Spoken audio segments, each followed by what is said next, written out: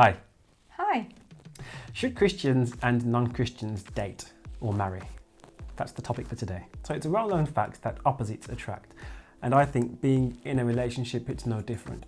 Where one person falls short or one person lacks a certain attribute, the other person in the marriage should be opposite enough to make up for and complete that relationship or marriage.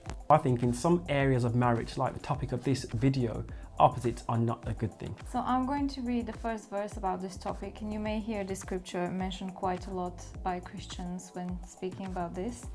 And it's 2 Corinthians 6:14. Do not be unequally yoked together with unbelievers. For what fellowship has righteousness with lawlessness? And what communion has light with darkness? So while I was researching about this topic, just to see what other Christians thought about it, I came across this one article that was written by this woman over in the US. Now, she's a Christian and she knowingly and willingly married a non-Christian. Now, she was arguing, her point of view was that there's nowhere in the Bible that specifically says that you should not marry a non-Christian. So I thought I'd delve a little bit deeper into that verse, more specifically into the meaning of yoke. CollinsDictionary.com. The verb, if two or more people or things are yoked together, they are forced to be closely linked to each other. The noun, a yoke is a long piece of wood which is tied across the necks of two animals such as oxen in order to make them walk close together when they are pulling a plough.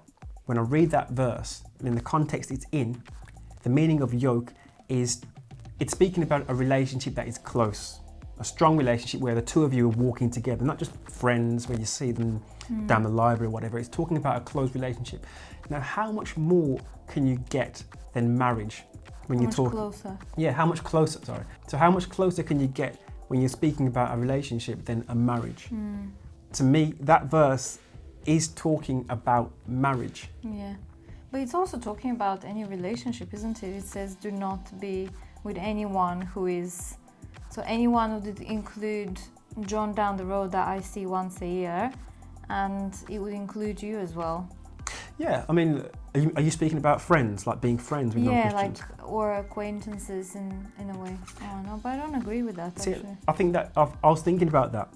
I think we should do another video specifically on having non-Christian friends, because I personally don't think there's anything wrong with having non-Christian friends. Yeah. But there are certain unions that you might want to think twice about if you've got non-Christian friends. I agree. But I think that's for another video, a good topic. But I think in the context of marriage, I think this verse speaks directly to it. I mean, you're not going to yoke a reindeer to a horse, are you? Unlikely. It's not going to be the most efficient use of energy for anybody concerned. I think the same can be likened to marriage. We both need to be moving together in the same direction, equally carrying the load between us to pull the marriage through the good times and through the bad. So I think it's important to remember that the choices and decisions that you make today will have ramifications, consequences for things that happen 10, 15 years down the line. Yeah. So the love that you feel for someone when you get married to them in your 20s, 30s or even 40s, or even later, the love that you feel for that person will be a different kind of love in 20 years into your marriage. Yeah. So when you've been married for 20, 30, 40 years, you're going to find that there are things that in your first 1 or 2 years that you turned a blind eye to. And you maybe even thought they were cute. And you may, yes, I've heard that one before as well.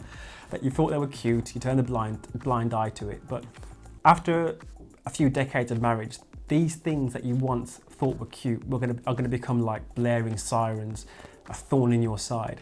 Like, for example, I'm not innocent. I've made mistakes as well. I remember there was a time when I was getting to know this lady and she wasn't a Christian and she used to smoke. I'm a non-smoker, and that was one little thing that within the first few weeks of speaking to her and getting to know her, I didn't mind it. But after about a month or so, that really started to grind on me, that why does she have to go out and start smoking? That's just a small thing, but I can imagine there will be bigger things within the Christian frame set. Yeah, and especially if you're married and you live together, there's plenty of things that you find out about each other that you wouldn't know until you get married and live together. Now, it's a popular opinion that politics and religion are 2 points where, throughout history, they've caused a lot of wars between nations. Now, if Christ isn't the centre of your marriage, then I think it's safe to say that at some point in your marriage, religion is going to be a point of contention between you both. Yeah, yeah. Even though I think you may accept each other in the beginning the way you are, and you should probably, but it's a very big thing, and it's something that defines your faith, isn't it? Faith it is. It's such a big thing that it's not like, you like cheesecake and I like chocolate cake, and we can live together because we can buy both and we can eat both, but faith is completely different. It's just too deep and too serious. So what happens then when your 9-year-old child wants to go to an innocent Halloween party and you completely disagree because one parent wants to dress them up as the Dracula and the other parent doesn't even want them to go outside? Yeah, true. Or what happens when that same 9-year-old child reaches the age of puberty and both parents have differing opinions of what sexual maturity is, with their opinion for what they want to teach the child moving forward. And what happens when the Christian parent, for example, wants to read this child Bible stories to go to sleep, but the non-Christian parent starts to get annoyed because he or she thinks that these are just silly, made-up stories? That's true, because at the start of the relationship, 9 years prior, or 4 years, whatever, these might be little cute things that one of them says, you know what, you're a Christian, go for it, I support you, just don't try and include me into it, but I support you. But when there's a child involved, and that child is, one of the parents is teaching the child the ways of Christianity, the other parent, I can imagine at some stage may start to get a little bit, why is she teaching him all this fantasy rubbish? Just let him grow on his own, or let her grow on her own. And what is this going to bring to the child? I think this is going to be very confusing for the child because it's constantly hearing to different sides, and obviously when it grows up it's going to be able to make its own decision, but until then it's just not a good environment. No. Or what about lying? We as Christians absolutely strive to not lie. I mean I've started realizing this since I've become a Christian, how we call these things innocent lies, and then white lies. White lies. Yeah. I haven't heard that one. And then we think it's okay because it's an innocent lie, but it's a lie, it's a sin. And then again, as you mentioned, if you don't have God in your life at the center of your relationship, then what are you going to turn to when you want to resolve those problems? You're going to turn to yourself. And like with everything in life, you are just a person. You're probably going to disappoint yourself, or the other person is going to disappoint you, and there's just no higher authority. There's nothing that you can lean back on. I think it comes down to the moral barometer. You'll have people who I've heard atheists say, you don't need the Bible to be good. I'm a good person, blah, blah, blah, blah. I haven't killed anybody. I'm sure by many standards, they can be classed as a good person, but they will become other areas or grey areas or whatever areas where the Bible is the barometer that's set, and then both parents can then look to the Bible and say, right, that's the standard for this, let's follow this standard and let's do this, or that's the standard. But if one of you believes that this is the standard and then the other parent believes that this is the standard, then how can you reconcile that, especially where there's a child involved? Because you're both going to be one of teaching that child your own thoughts of what the standard should be. If being a Christian is supposed to be the very core and the very essence of who you are, then isn't that something that you want to share with the person that you are spending the rest of your life with? Now, don't get me wrong about this whole subject. Can you be married to a non-Christian and have a happy marriage? I full-heartedly believe that yes, you can be. I'm going to use an analogy. Imagine that your marriage is like a car, one of those beautiful Italian high-speed, lovely cars, and it's a 6-speed manual gearbox car. In your marriage, you will only ever be able to reach the 4th gear. It might be okay for driving around the town, it might be okay to go to the shops, here and there, quick drops, shopping, whatever.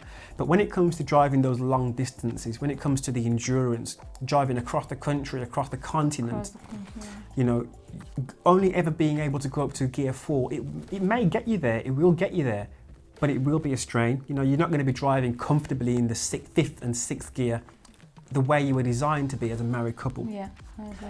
And I think when God gave that verse, it wasn't to say, thou shalt not marry non-Christian because I'm being mean.